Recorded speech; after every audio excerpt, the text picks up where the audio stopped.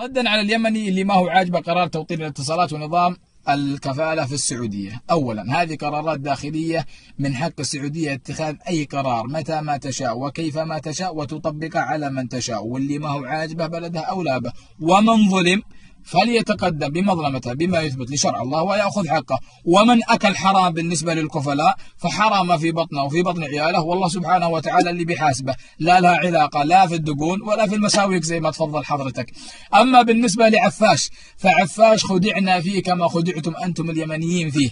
كنا نحسب أنه رجال وشنب، ولكن للأسف أنه طلع أهلامه وطلع ذنب. ووالله لو أن السعودية ما تدخلت أنك الآن عبد للخمائن في إيران، فاحمد الله. وكما قيل والله إن الله أتى بالملك سلمان في الوقت المناسب، نسأل الله أن ينصره وأن يطيل في عمره على طاعته.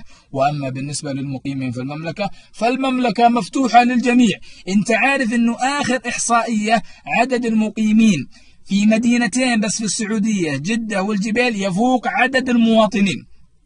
السعودية تضم أكثر من 200 جنسية، كلهم يعاملون سواسية، إلا أنه في بعض التسهيلات لإخواننا اليمنيين والسوريين والفلسطينيين نظرا لظروف الحرب عندهم، نسأل الله أن يرفع عنهم وأن يلطف بإخواننا المسلمين المستضعفين فيهم. لازم يكون في نظام يضبط الجميع، لأنه لو ما كان في نظام للمقيمين عانينا من سواليف المخدرات والمسكرات والحشيش وبيوت الدعارة كما عانينا منها سابقا، نسأل الله أن يكفينا وإياكم شرهم بما شاء.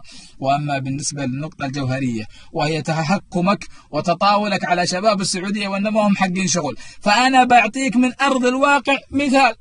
المملكة العربية السعودية حرب في الجنوب وتأهب في الشمال وعين ساهرة على الخونة في الداخل، وتسهيل للحجاج كل عام وللمعتمرين طوال العام، وفوق ذلك إساءات إعلامية وحرب اقتصادية وتهديدات دولية، والناس عايشين آكلين شاربين، سعوديين ومقيمين، لا حظر تجول ولا تضخم اقتصادي ولا سين ولا جيم.